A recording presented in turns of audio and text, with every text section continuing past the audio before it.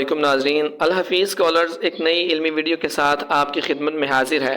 ناظرین، آج بات کرتے ہیں داڑھی کی فرضیت پر کہ داڑھی کتنی ضروری ہے۔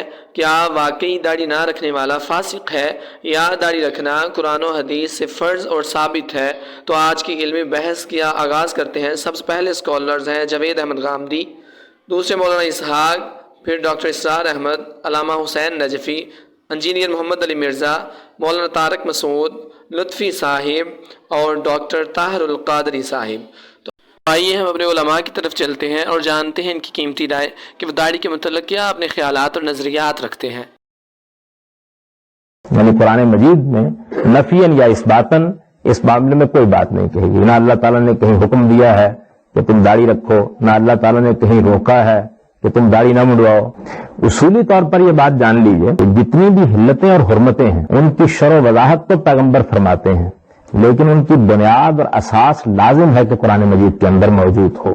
خود رسالت میں آپ صلی اللہ علیہ وسلم سے جو احادیث ہیں ان میں کیا بات بیان ہوئی ہے؟ 3 روایتیں ہیں اس معاملے میں۔ ایک روایت وہ ہے جس میں کسرا کے سفراء رسالت میں آپ صلی اللہ علیہ وسلم سے ملنے کے لیے آئے کہ داڑیاں منڈوائی ہیں، گویا گھٹی ہوئی داڑیوں کے ساتھ چڑی ہوئی مونچھیں، یہ ان کی وجہ۔ رسول اللہ صلی اللہ علیہ وسلم نے اس کو ناپسند فرمایا اور یہ کہا کہ میرے اللہ نے جو میری فطرت بنائی ہے اور اس میں جو احکام رکھے ہیں اس میں تو یہ صورت کوئی پسندیدہ صورت نہیں ہے۔ یہ روایت تاریخی روایت ہے، محدثین نے اس روایت کو سرے سے قبول ہی نہیں کیا۔ دوسری روایت وہ ہے کہ آپ نے لوگوں سے کہا کہ 10 چیزیں فطرت میں سے ہیں۔ یہ روایت سیدہ عائشہ سے ہے۔ آپ نے جو چیزیں گنوائی ہوئی ہیں، یعنی جو مونچھیں لٹک ہوئی ہوتی ہیں، تو فرمایا ان کو کاٹ کر رکھنا چاہیے، یہ فطری چیز ہے۔ داڑھی بڑھانا، مسواک کرنا۔ اب پہلی بات تو یہ جان لیجئے کہ اگر روایت کو بعین ہی مان لیا جائے تو اس میں بھی اتنی بات کہی ہے جو میں نے آپ کے سامنے عرض کی، یہ ایک فطری چیز ہے، اس کے اندر اس سے زائد کوئی بات نہیں۔ لیکن خود روایت کا کیا حال ہے؟ راوی نے کہا تھا کہ 10 چیزیں فطرت ہیں، لیکن یہ 9 ہیں، اور خود راوی یہ کہتا ہے کہ 10ویں بات میں بھول گیا ہوں۔ حدیث کا مسلمہ اصول یہ ہے کہ راوی اگر اپنے اختلاط کا اظہار کرتا ہے یا اپنے حافظے کے معاملے میں اس طرح کی کسی صورت کا شکار ہو جاتا ہے تو یہ گویا اس کی روایت کا ذوق۔ اس کے بعد تیسری اور آخری روایت جو ہے یہ سیدنا عبداللہ بن عمر کی روایت ہے۔ کم و بیش انہی الفاظ میں یہ روایت حضرت ابو ہریرہ سے بیان ہوئی ہے۔ حضرت ابو ہریرہ کی روایت اور عبداللہ بن عمر کی روایت سند کے اعتبار سے متفق علیہ روایت ہے، اور ابو امامہ کی روایت صرف مسند احمد میں ہے اور اس کی سند میں بھی کچھ کلام ہے۔ آپ کو سب سے پہلے آپ عبداللہ بن عمر کی روایت سن لیجیے۔ تم مشرکین کے طریقے سے مختلف طریقہ اپناؤ، تم داڑیاں بڑی کیا کرو اور مونچھوں کو چھوٹا کیا کرو۔ اچھا، دوسری روایت میں مشرکین کی جگہ ہے مجوس کی مخالفت کیا کرو، اور تیسری روایت میں مجوس کی جگہ ہے اہل کتاب کی مخالفت کیا کرو۔ اب اس میں اگر تو روایت صرف اتنی ہوتی کہ داڑیاں بڑھاؤ اور مونچھیں کٹواؤ تو چلو کچھ تو بات ہو سکتی تھی۔ روایت تو یہاں سے شروع ہو رہی ہے کہ مشرکین کی مخالف وضع اپناؤ۔ 3 امکانات ہو سکتے ہیں۔ ایک امکان یہ ہو سکتا ہے کہ حضور صلی اللہ علیہ وسلم نے اپنے زمانے کے مشرکین سے مسلمانوں کا امتیاز قائم کرنے کے لیے یہ بات کہی ہے۔ دوسرا امکان یہ ہو سکتا ہے کہ کوئی بدعت رواج پا گئی۔ تیسری چیز یہ ہو سکتی ہے کہ اخلاقی لحاظ سے آدمی جو بضاقطہ اختیار کرتا ہے بعض اوقات وہ دین کے مزاج کے بالکل خلاف ہوتی ہے۔ یعنی اگر امتیاز قائم کرنے کے لیے اپنے زمانے کے مشرکین اہل کتاب سے تو وہ مشرکین ختم ہو گئے، اہل کتاب ختم ہو گئے، مسئلہ بھی ختم ہو گیا۔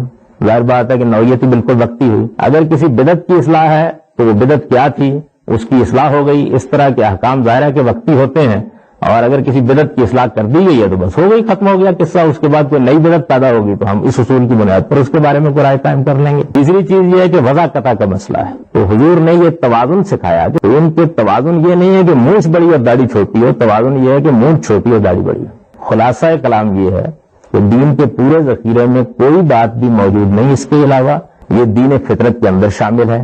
رسالت میں آپ صلی اللہ علیہ وسلم کو پسند تھی، آپ نے رکھی ہوئی تھی، صحابہ کرام نے رکھی ہوئی تھی، صالحین رکھتے رہے ہیں، مسلمانوں کو رکھتے رہنا چاہیے، لیکن یہ کہ حضور نے اس کو ایک سنت کے طور پر جاری کیا، دین کے پورے ذخیرے میں کوئی بات موجود نہیں۔ داڑھی کم ہونے کی صورت میں بھائی کہہ رہے ہیں کہ ہم گناہگار ہوں گے؟ نہیں، کوئی گناہگار نہیں ہوں، منڈانے سے گناہگار ہوں۔ سید محمد انور شاہ کشمیری رحمۃ اللہ علیہ یہ بات فرماتے تھے، بہت بڑے کی بات کہی کہ سب لوگ اس لیے گمراہ ہوئے ہیں کہ وہ قرآن و سنت کا مفہوم اپنی سمجھ سے کر لیتے ہیں۔ سلف کے منہج کو جب کوئی شخص چھوڑے گا نا، آپ یقین جانے وہ گمراہی غامدی بن جائے گا، بند ہو جائے گا۔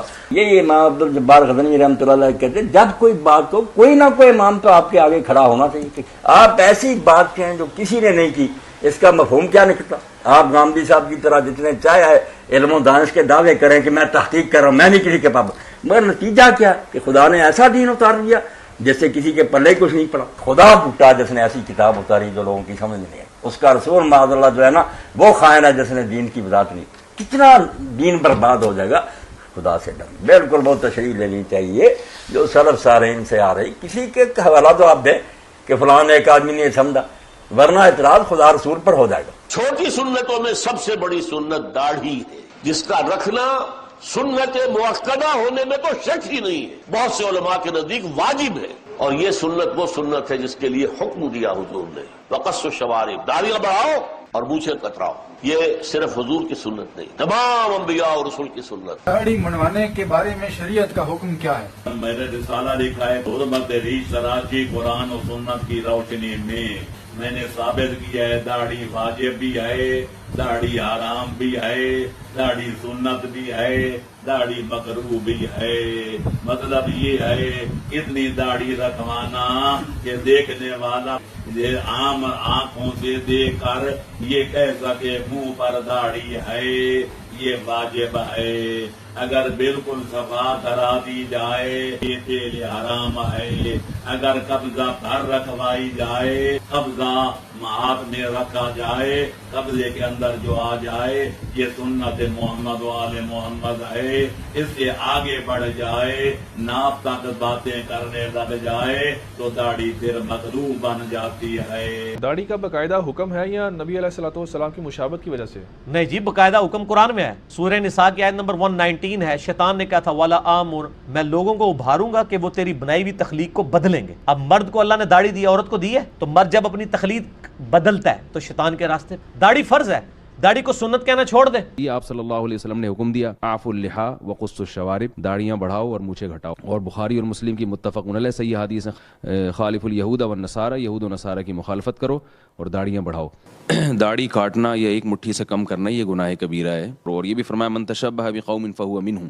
تو یہ سارے علامات پھر اجماع امت ہے اس پر. لوگ کہتے ہیں کلچر تھا، اس زمانے کا کلچر نہیں تھا. آپ صلی اللہ علیہ وسلم کا باقاعدہ حکم ہے اور صحیح بخاری مسلم کی حدیث ہے جس میں آپ نے اس کو فطرت اور نیچر قرار دیا ہے. تو ظاہر ہے اس سے پتہ چلتا ہے کہ جو چیز نیچر، جس کو آپ نے نیچر قرار دیا، فطرت قرار دیا انسان کی اور مرد کی، قرآن میں آتا ہے کہ شیطان نے یہ وعدہ کیا اللہ تعالیٰ سے فَلَا يُغَيِّرُنَّ خَلْقَ اللَّهِ، کہ اللہ میں تیری مخلوق کو گمراہ کروں گا اور یہ مخلوق نیچر کو تبدیل کرے گی. تو ان تمام آیات اور احادیث کو اگر ملایا جائے تو صاف پتہ چلتا ہے کہ یہ نیچر کے خلاف ہے، اور نیچر کے خلاف اگر آپ چلتے ہیں تو وہ صغیرہ گناہ میں نہیں آتی وہ چیز. لیکن داڑھی کاٹنا ایک ایسا جرم ہے کہ جو 24 گھنٹے آپ کے ساتھ رہتے، یعنی جب آپ داڑھی تو کٹی بھی رہے گی نا ہر وقت. تو اس لیے علماء کہتے ہیں یہ اس لحاظ سے بھی اس کی سنگینی بڑھ جاتی ہے. رسول کریم صلی اللہ علیہ وآلہ وسلم فرماتے ہیں کہ مجوسیوں کی طرح، ان کی طرح اپنے آپ کو نہ رکھا کریں، یعنی وہ داڑھی بالکل صاف کر لیتے تھے اور بڑی بڑی مونچھیں رکھتے تھے. اسی طرح امام صادق علیہ السلام کا بھی فرمان ہے کہ لعنت ہے اس شخص پر جو داڑھی کو بالکل صاف کر لیتا ہے اور داڑھی رکھتا ہی نہیں ہے.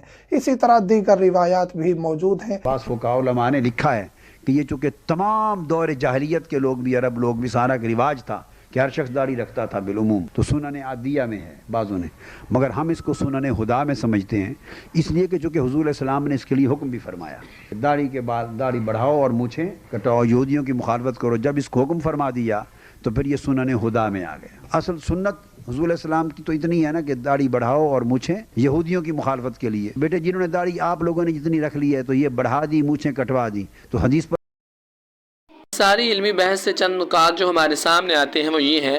پہلا نظریہ کہ قرآن میں داڑھی کا کوئی قانون موجود نہیں. دوسرا کہ جن کچھ احادیث میں داڑھی کا حکم ہے لیکن وہ ضعیف ہے. تیسرا داڑھی فطری چیز ہے لیکن ضروری نہیں ہے، کہ داڑھی کا ذکر تو قرآن و حدیث میں واضح طور پر نہیں ملتا. جن احادیث میں آتا ہے وہ احادیث بھی ضعیف ہیں. یہ علماء نے کچھ نظریات بیان کیے ہیں. آئیے اب دوسرے نظریے کی طرف بڑھتے ہیں جو اس کے کاؤنٹر نظریہ پیش کیا جاتا ہے.